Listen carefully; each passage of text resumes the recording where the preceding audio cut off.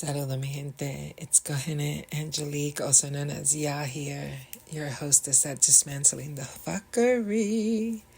In this episode, I want to talk about, because I just want to dive right in, because I'm ready. I'm ready to talk about this. This episode is titled Ghost in the Bloodline, Unspoken Inheritances of Mental Illness. And to think about where to begin, I'm going to begin with why I'm doing this episode. And it is because, as someone who has been honored to receive the stories of many people, there are patterns and common denominators that I find along the way. And this one is particularly close to my heart because I've lived in the experience of what it means to be a child of parents who struggle with mental health issues in a time that was better than the time of their parents, and yet still not enough for them to be supported well and to be able to not make meaning out of it because we live in a society that stigmatizes mental health. And one of the things that is often difficult, depending on your reaction to an environment like that, everyone has a different reaction to environments and everyone has different coping mechanisms. But some of the ways that mine look, it is easy for me to identify out in the open when I'm talking with others, because survivors have nuanced language depending on what you've survived. There's a way you say things, there's a way you hold things. And I'm next year going to be 50, God is willing, right? And when I look and observe this timeline, within this timeline that I've been given, the way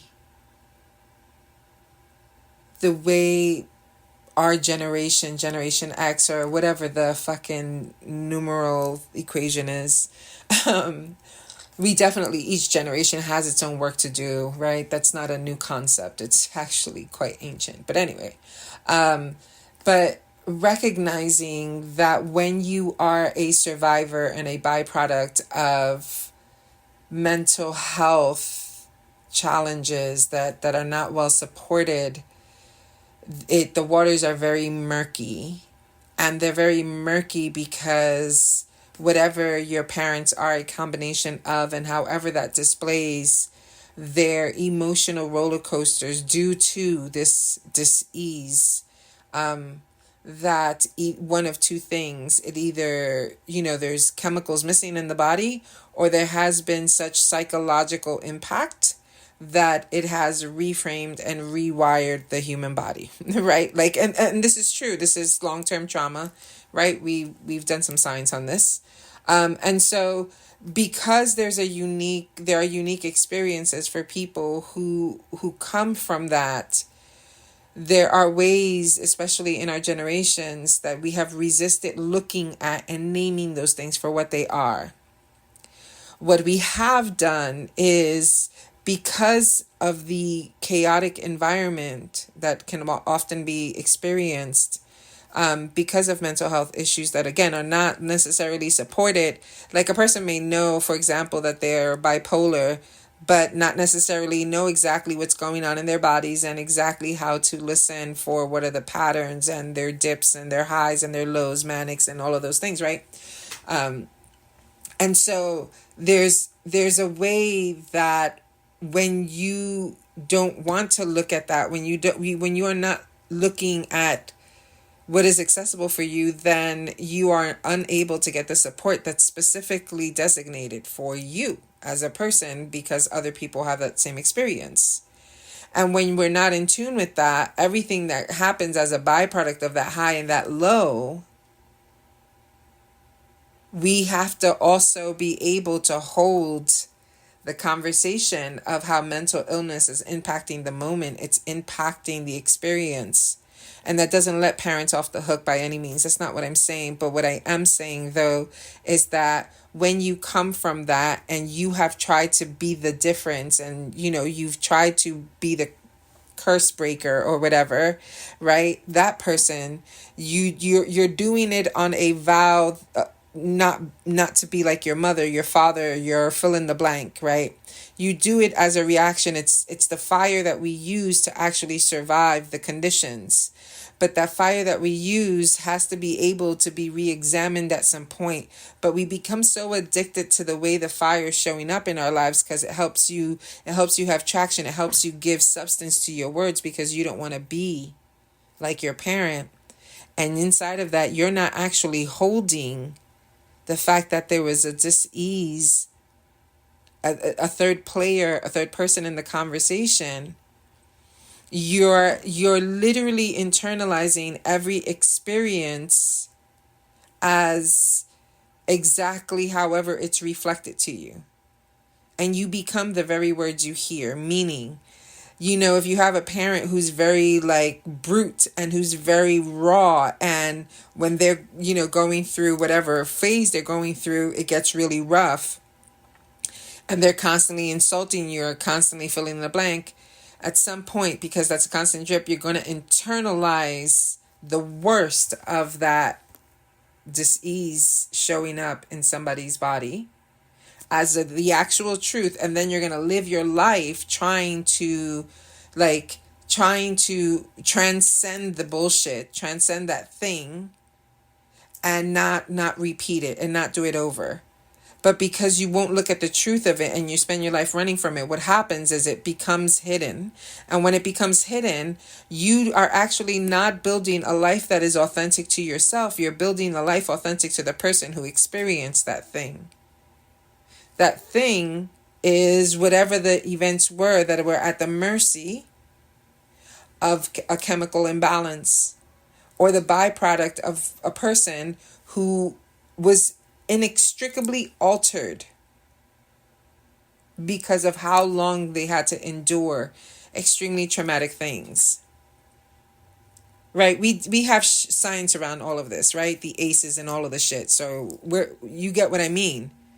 But there's a way when you're super clever and your coping mechanism manifests as a intense relationship with personal development or with intellectualism or any of those things, to look at that past from the lens of saying that there was more at play makes it far too complex. So we stay in the safe waters and we try not to look too much. We'll give it mention when necessary, but won't look too much at that because of how painful it was, because you can't see your parent outside of the illness. Or outside, again, acknowledging that it is because they had less support. They had less actual... Today, we have such different awareness and different tools. ADD and ADHD is extremely challenging as an embodiment. And simultaneously, there are people that are doing wonderful work around bringing tools and awareness that help us manage the experiences. Our parents did not have that. And on top of that, if you're BIPOC, there's a way, BIPOC or poor, there's a way that your parents are fucking busy trying to put bread on the fucking table, which makes sense, and try to hold the house together through fear, a ridiculous notion, right? Hold the house together through fear while simultaneously trying not to be the center of derision, of mockery, of belittling, of degradation. So they became super proud and couldn't acknowledge that the actual over cleaning with fucking Clorox is OCD. But we're like, no, I'm saying over cleaning. I think sometimes it's necessary to really sanitize and disinfect. Yes, I want to be safe with the world, and I also worry about some bacteria. But anyway, I digress, right?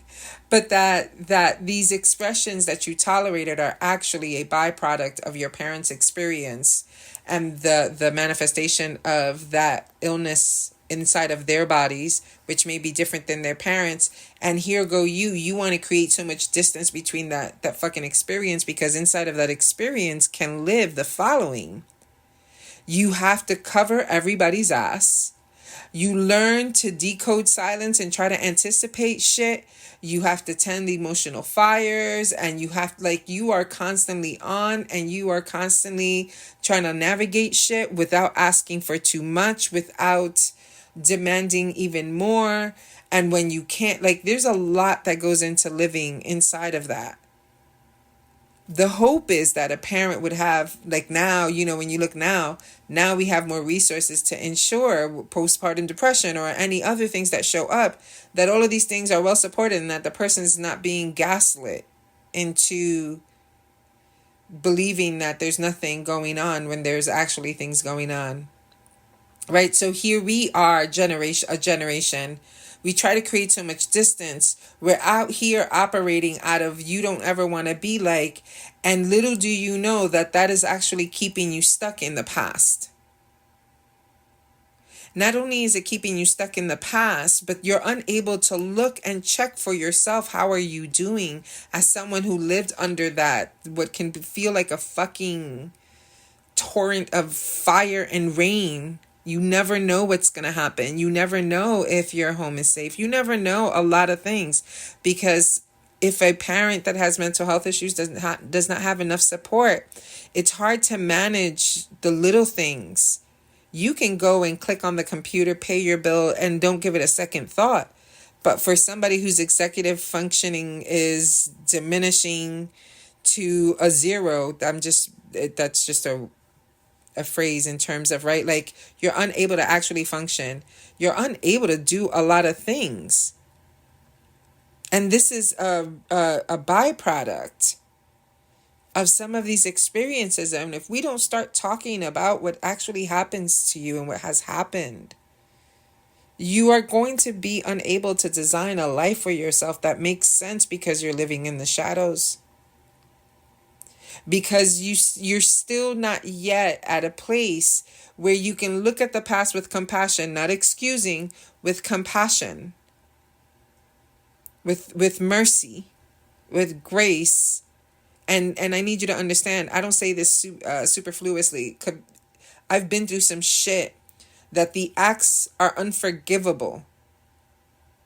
And I can still look and find and see where it is fucking something jumping from generation to generation, shit being unaddressed. I could still see the layers of dysfunction that caused me that harm, while still acknowledging that harm was caused. There is no other option if I'm going to exist in this world than to be able to make sense of the shadow and the light.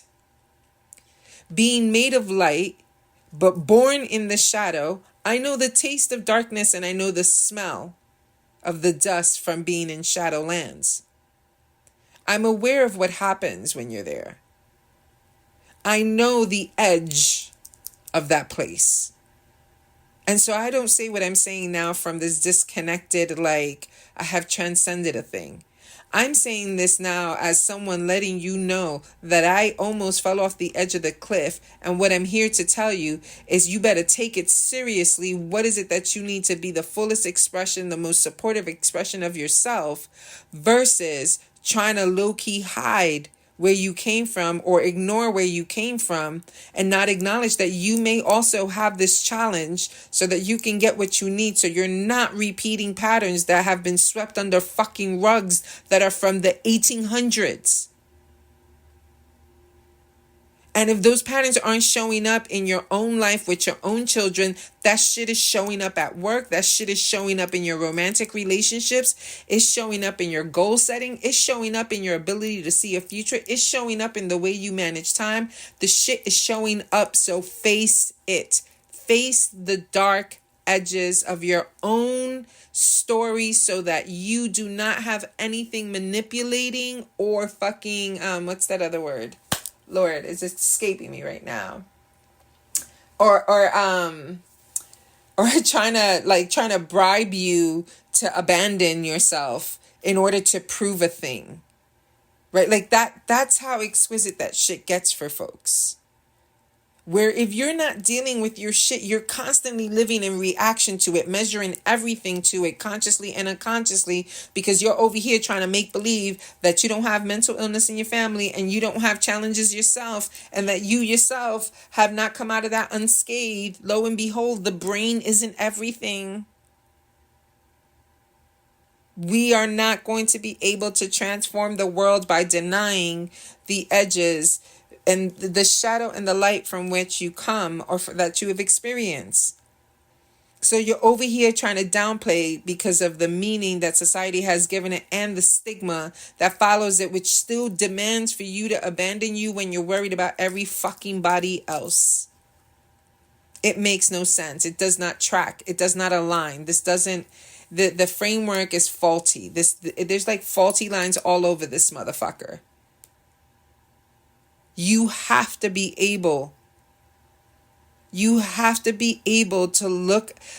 If you do not understand why it's important to look at the shadow so it has no power over you, you do not yet understand freedom.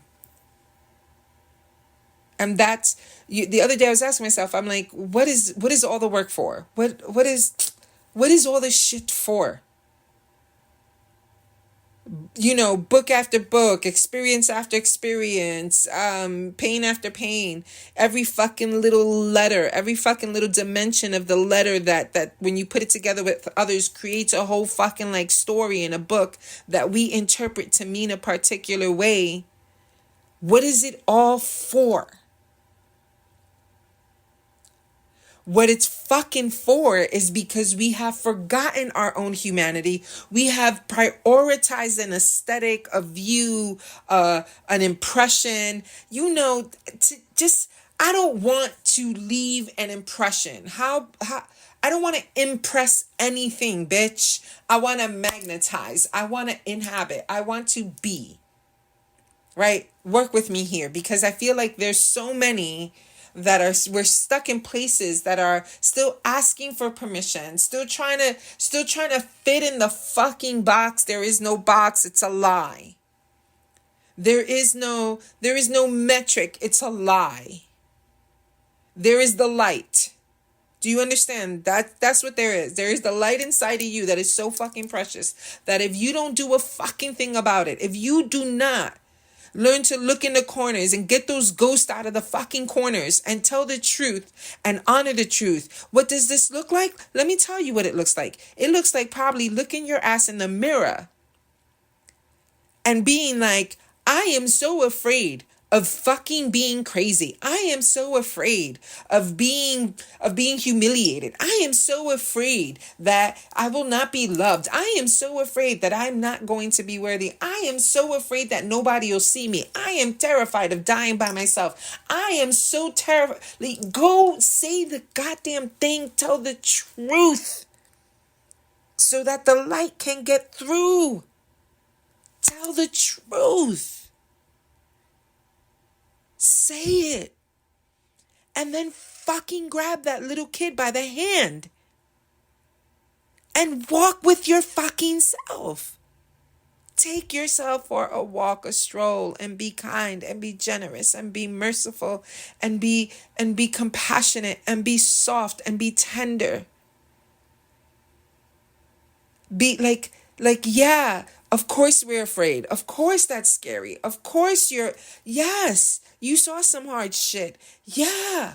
Oh my God, how fucking, you know what? I'm gonna do a yard site. I'm gonna fucking do a memorial to let this shit go because it's so intense. I'm gonna put this fear to bed because really the thing, it's an illusion of a thing. There aren't any guarantees. There is the light and there is the shadow. I think I would bring in a third person because I feel like darkness is another universe. But anyway, right?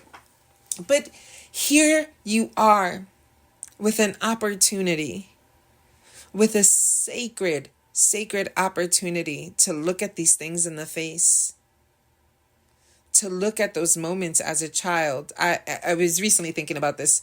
I remember we had to leave Puerto Rico overnight with the shirts on our backs. And when I mean that, I mean it literally. Like, we had to just, get some plane tickets and leave. And it was the first time I lost. I've always been a person who enjoys, I'm a Taurus moon, so I enjoy my house feeling like a home. The things in my house matter. What I keep, all of the things matter to me. And they have, and their history, they're my own living, if you will, journal library, right? Like, everything matters. There's nothing here that's like fucking random. It's part of an expression as a human, as a spirit. And because everything matters, this event in my life was really big, and it was painful, and it was dangerous. And on top of all of that, I lost everything, like the teddy bears I had, my grandmother's jewelry that I saved, just so much. And when we arrived in Brooklyn, we took an overnight flight, arrived in Brooklyn. We were waiting in the doorway. It was winter, fucking winter. I don't know what it was with my mother and leaving Puerto Rico and coming to the States in fucking winters, because they were miserable. And we always, anyways, it was always like the shock of cold. Anywho, so I was standing in between the doors, and back then you could buy like one of those chests, on some sort of avenue in Brooklyn or whatever, and those old like pirate looking chests, and pack stuff in there and get a lock. And so my mom went through a run of a couple of those. Well, this one was it taking a toll. I don't even know how it survived an airplane, because they weren't that quality. But anyway, and she opened it to get something, and she asked me to hold the top, the lid, right? And I'm holding the lid, but these things had these metal edges to put over, right, the edge. Well, that was redundant. My apologies. And again, not quality. The bar came off, and the top came down on her head. Now, as quick, it's not even funny, but this is how you survive, because as quick as that thing went down was as quick as my mom's hand came out and smacked the second life out of me. I mean, my mother had a hard hand, and I was beat as a kid. And I mean, literally, it was in front of people. It was humiliating. And my mother did it because she was sure that I let that happen on purpose. I'm not mad about it for being so nasty to me as a person in that moment, right? But having said that, the consequences of it were fucked up, right? Like, I didn't mean to do that, but I'll never forget how humiliating that felt to watch all those adults stare at me and then try to turn around and whisper. I didn't know where to put my face. If I cannot look at that and do, my God, that was awful. That was an awful experience. And simultaneously look at my mother and say, keep your hands to yourself. And also, my God, we just left chaos. And I'm sure her nervous system was fucking jacked up. It was already dysregulated. She was in the zone that I often got caught in. And man, I can't imagine, now I'm a grown-ass woman. I know what it is to struggle with my mental health and have moments where I think I'm going to lose my shit. And begging, hoping that I don't. I know that. I also know what it means to be at that place and have children. And let me tell you, we say, you have to drink the hot sauce if you're going to be talking shit. I've had to drink the hot sauce because I talk so much shit in my head only, never to my mom, right? Having these ideas about the very ideas she taught me The very ideas that she taught me were the very ideas that I was judging that by. And it was like her own, what she had internalized was being hard on herself all the time. So she was hard on me. And in turn, she taught me to be hard on her, right? That's the cycle. But if I could see these things and say, oh, I see all of that, and all of it is valid, and all of it counts, and all of it shaped me. And because that was such an impactful moment, you best believe it's taken me a long fucking time to get out the speaker closet, or the, you know what I mean? Like, to really, yes, of course. Of course. This fire that you see, this fire is the shit that survived. This thing that is who I am is the shit that survived the fucking extraordinary. But I did not come out unscathed. I didn't come out like, blah, blah, like I'm okay, it's gravy. No. And it took me a long time to realize, like, where I struggled with mental health issues and what that looked like, because it was different for me. To learn about trauma and then understand my own body, my own neurodivergent body with all its special gifts and abilities. Right? Like, that's how I see it. I'm like, all right, bet I got superpowers. This is great. Superpowers that are quite fragile. But not being able to acknowledge that I came from that and I was born from that. I know the scent of it. Literally, if you think about being in my mother's belly and the stress, right? Like, the stresses that she was experiencing energetically, I was internalizing in the womb. In the womb. And then here I am. And then because I must survive, you get used to surviving and you forget that you got to go back and address, because you made fuel out of that. You've become addicted to the fuel of that shit. But you're no longer in that survival. You have to come to you. That's why you have to go now and address your shadows. You have to go now and go look at the thing you're afraid of. And go look at the thing that kept you looking at your parents and stripping them entirely, because you can, right? Because there's pain and you don't know what to do with it. Stripping them entirely, man. Because you don't, like, you can't see as clearly. Something has to give and something has to change. You have to be able to say to yourself that you actually want more for you than just living in reaction to something that you didn't even fully understand yourself. And you still don't fucking fully understand, because you're just discovering shit in your own life, because that's how long it took you to realize that you are neurodivergent, or you have, depression, or you struggle with depression, right? Like, all of these things. Oh, and then you discover that literally it's chemicals that may be missing genetically, or fill in the blank, right?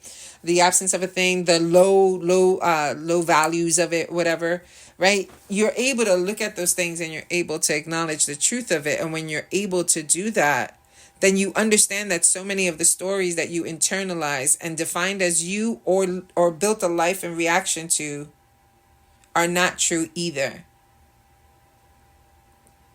Do you understand that? They're not true either. Somebody's unbalanced ass, unsupported ass, and I don't mean that in the way that it can sound, because I would do anything to go back in time and make sure my parents had the support they need for their mental health, for their physical health.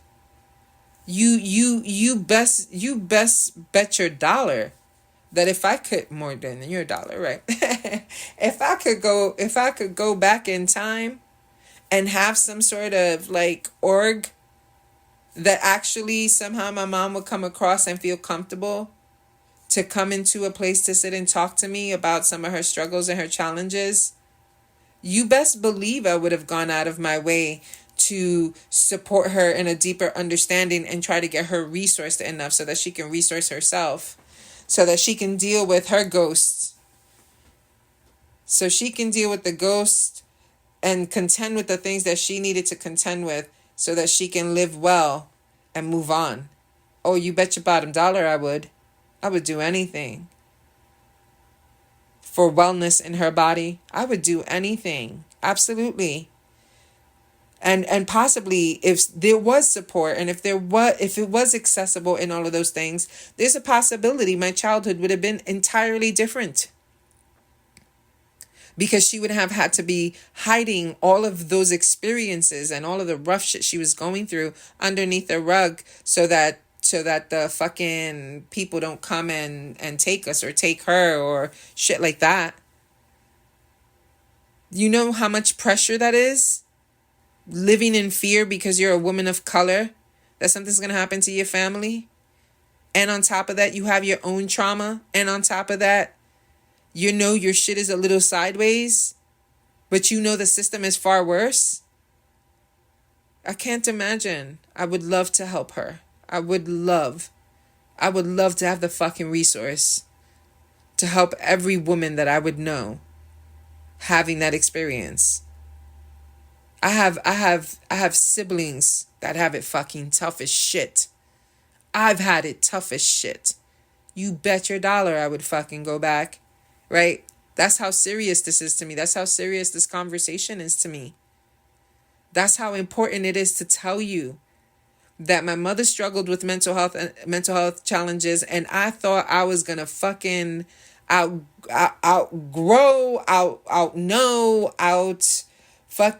know. I cannot tell you except to know that I had a fuel and a ferocity in my spirit to learn and try to more deeply understand human behavior so that I can help.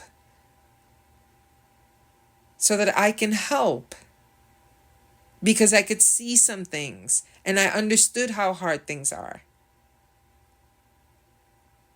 That's why I'm fucking trying to forever do steadily record or steadily to get to this place. Why? Because I know that if you remind people of the light that dwells within and give them the support that they need, these are all the fucking dumbass rights we're fighting for. If you do these things, it is life-changing. You set somebody free, and because they know the taste of freedom, they will never forget. And then everywhere they go, they are free because they are no longer at war with themselves in those ways. They are no longer trying to hide, trying to outshine, outlive, survive a past that they don't want to talk about. Meanwhile, all along, you're over here and in the winters, nobody could find you because your ass is so fucking depressed. You're underneath a fucking rock and nobody knows. And you go every year, I don't know what's happening to me. It's depression. There's a million questions we need to start asking so that you can get the help that you need to do what you need to do. That is why I'm even talking about it. That is why, because I fucking refuse. I had an uncle, my favorite uncle, may his memory be for a blessing always, Uncle Richie. Ricardo Garcia Setzel, right? He was such a beautiful fucking soul.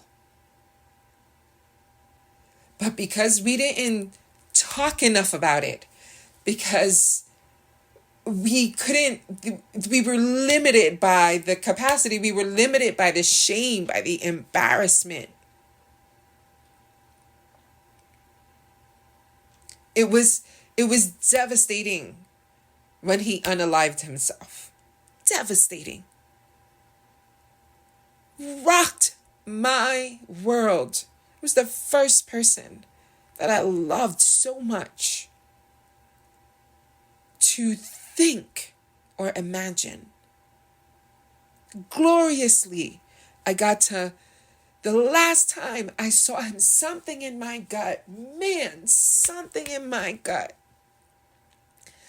told me to just remind him how much I love him and how much he meant to us. He was always known as the one that always breaking a hip, always getting into trouble. He had that rep. But my dude had such a generous heart. because he felt so deeply. And although my mom tried in her own way, and my grandmother had a limited understanding, the lack of conversations around symptoms, conversations around behaviors, conversations around our own individual shit, not talking about it, not facing it, didn't create the space enough for my uncle to know that 75% of his struggles, 75% of them, are because his mental health challenges operate in a particular way. And that he may have to design a life that's different, but it wouldn't mean he's a failure. It means that he has different needs. That's the world that I want to live in.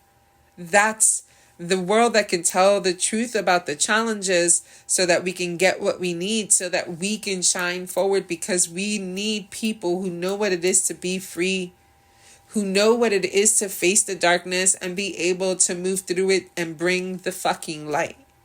Because you are made of light. Because my uncle was made of light, is light. Because deep inside my grandmother, my mother, my father, my grandfather, may all their memories be for a blessing. There was light. There was generosity. But they struggled deeply. And there was no one to tell their stories. And because of that, it is so important. If you are a child, if you are someone who has lived to survive that experience, and in your own life, you've been running from it, that you're able to come back.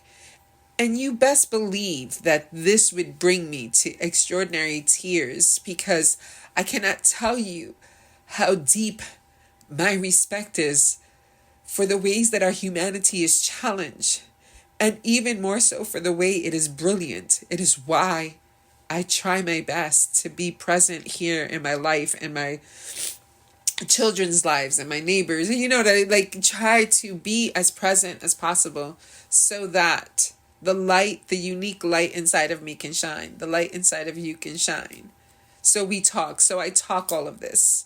So I do all of this because deep down inside, my deepest desire is that we would be able to sit at the fucking root of a tree, look at each other, and say that the world that we want to build is for all of us, where we can all be in recovery from all of this fuckery that we love to go circle in circle with on some basic shit.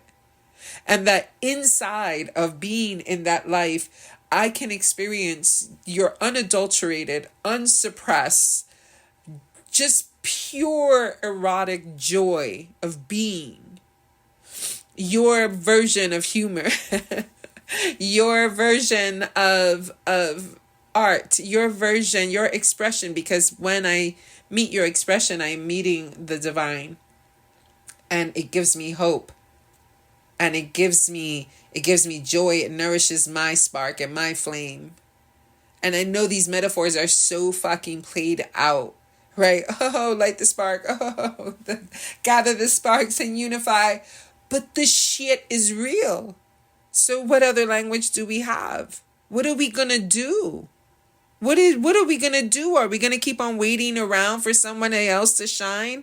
Bring your light, I'll bring my light. We bring our light and we fucking blast this shit no matter what's going on. And we will not do it as martyrs. We will fucking do it and do it fucking well for a change. We will do it and have food in our fridge because we actually got each other. We will do it and we will not go without. And we will keep on until this shit spreads like wildfire and we become unbreakable and impenetrable. Unmanipulatable, that we would become all of those things because we know freedom, we know agency, we know the sound of our own voices, because we're not afraid. We're not afraid of the edge that we keep on hiding away in, because we've seen some things, we've been through some things, we've survived some things. And now we want to design some things because we leave things behind. And I refuse to fucking leave this next generation after us with even more mess, and the generation after them with just more fuckery, because we don't know how to face the things we're afraid of. Bring it comfort. Take its hand and walk with it, because we're still worried about what people are going to think. Get your support, get your help, get what you need. Honor the past because it's where you came from, but allow yourself to discover who you actually are outside of living in reaction to that shit, in denial to that shit, in opposition to it. It's time for a new way forward. And it begins with truth. I hope this is helpful. I hope this has been empowering. I hope you could hear it in my belly, my desire for you to live full of light, LIGHT and LITE, and also full of joy, full of resource. Just full of beauty and full of you. And we're going to need this on double dose. So you better double down on your self-care and get your shit going. Because we don't need you deflated or depleted. We surely don't need you with your eyes to the ground only either. If together you watch my back, I watch your back, and we continue, and we all have eyes, ears, we will thrive together. And we will be able to sustain supporting others and thriving as well. And if we amassed in that way, instead of waiting, instead of asking for permission, if we actually allowed the light to shine, I feel like I agree with all the other sayers when they say, love is the fucking revolution. Because love will always support you in giving a flying fuck about the quality of everything and anything. Love is not just the softness. Love is the ferocity that protects and has boundaries as well, because it knows what it's preserving. Love knows how to tell the truth and not hide from it, because love knows it has the capacity to meet each wound with a balm and a shoulder to cry on. You cannot outsmart love, and that is true. And also, love is not just the expression of what you think, fluffy clouds. It is also fire. It is also a storm. It is also a fierce commitment and determination. Love is many things. And love is the fucking answer. So, I hope that it's been beneficial. And I'm just going to get off now, because now I'm feeling a little hungry. That feels laborious to think of. Anyways, I'm sending, once again, my love, a big hug. And yes, this is like the Puerto Rican goodbye. It's like goodbye, but not goodbye. Goodbye, but not goodbye. Goodbye, but not goodbye. Anyways, until next time, my people, enjoy and blessing and devotion. Bring your light, because we are needing it.